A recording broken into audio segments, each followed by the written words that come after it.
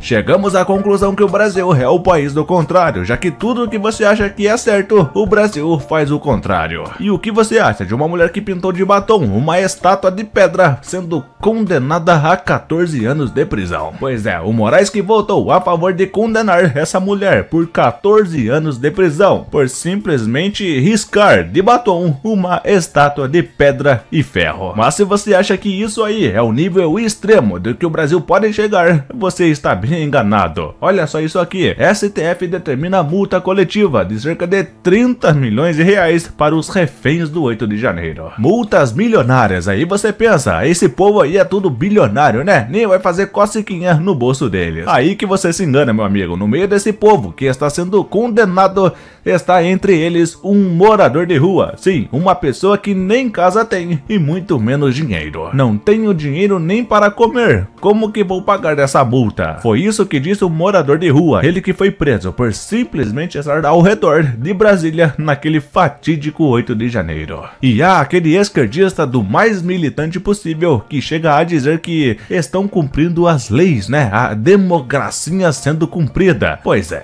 esse aqui é o Sérgio Cabral, ele que impressionantemente foi condenado por corrupção em mais de 400 anos. Mas diferentemente do morador de rua ou a moça que tem o batom no bolso, ele não tá na prisão e muito menos condenado, já que suas condenações foram anuladas e agora ele vive uma vida muito tranquila, né? Tanto que virou blogueirinho na internet e inclusive discute sobre filmes e cultura na internet. A minha dica de filme para o final de semana é um filme sobre a vida de Amy Winehouse, para mim a maior cantora que surgiu no século XXI.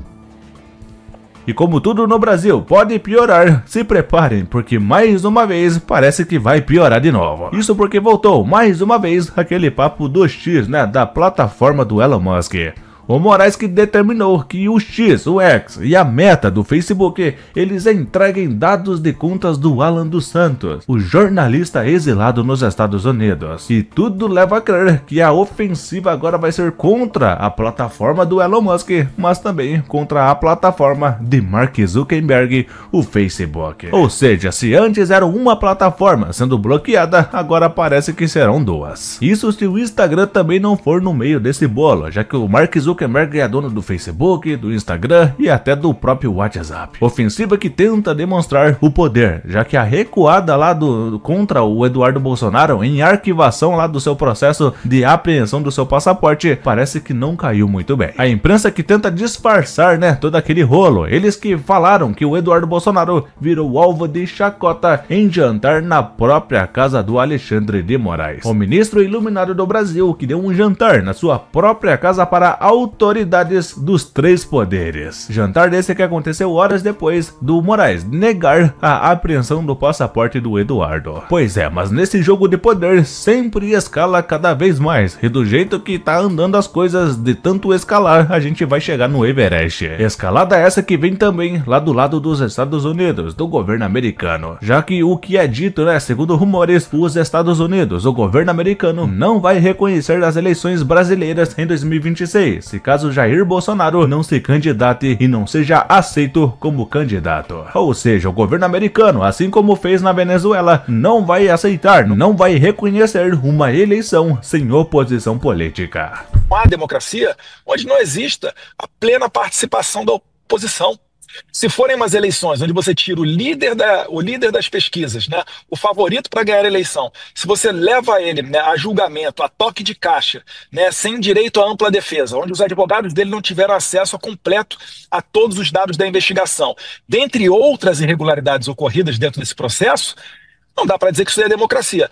Eu consigo prever aqui para vocês, né? Espero que eu esteja errado, mas eu consigo prever aqui perfeitamente os Estados Unidos não reconhecendo uma eleição brasileira, e aí colocaria o Brasil, sim, o país inteiro, passível de sanções internacionais. Finalizo. Os Estados Unidos, né, por vezes, quando ele aplica essas sanções, ele é, no momento seguinte, acompanhado por União Europeia, por Canadá e outros países pelo mundo.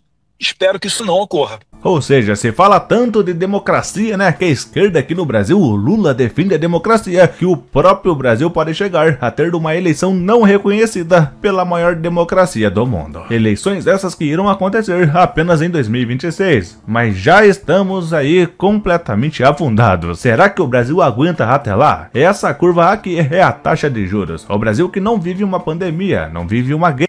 O mundo não está em crise e se fala no próprio Estados Unidos em baixar a taxa de juros. Aqui no Brasil acontece o contrário. Estamos em crise e a taxa de juros está chegando a 14,25%. Esse número que é extremamente preocupante, números muito maiores do que a pandemia, por exemplo, e tudo leva a crer que o Brasil vai ter uma recessão. Enquanto isso, o presidente mais popular da história do universo, segundo a Rede Globo, né? Porque a realidade é outra coisa. Veja só como que o Lula, ele tratou os seus eleitores, né? Os pouquíssimos eleitores que restaram. A imprensa e a população ficaram restritas ao lado de fora do aeroporto. Populares se reuniram na expectativa de ver o presidente e não puderam conter a frustração ao saber que o local estaria fechado. Chega aqui excluído das pessoas, tá ao lado, porque toda a vida, todos que vieram aqui, Bolsonaro teve recente, quando foi governo aqui, mais de uma vez, as pessoas tiveram aqui acesso.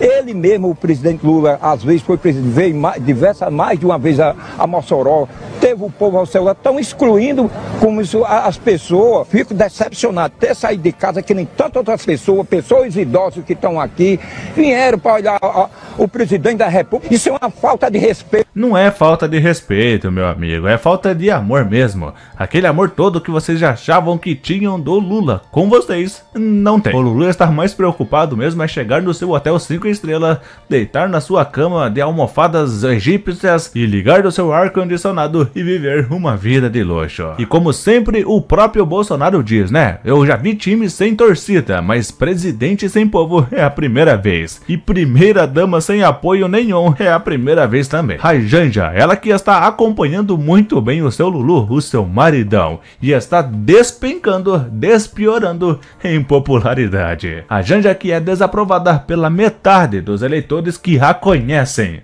As pessoas que conhecem ela não gostam dela. O detalhe, você acha que é 50% que não gosta dela, o resto gosta? Não é bem assim. A Janja tem 50% de desaprovação das pessoas que conhecem ela. Mas o apoio das pessoas que conhecem ela, segundo uma pesquisa do Poder Data, é apenas de 29%. E pasmem, a Janja é desconhecida por cerca de 17% da população brasileira. Pois é, cerca de 17% da população brasileira vive feliz, sem saber o que é Janja. A Janja que está completamente desesperada, surtando e chorando. Ela que resolveu tomar uma medida drástica contra essa desaprovação. Ela que sem sequer divulgar agenda sobre o que ela vai fazer, a Janja fez as suas malas e voou para o Japão, lá no outro lado do mundo. Isso uma semana antes do próprio Lula viajar para lá.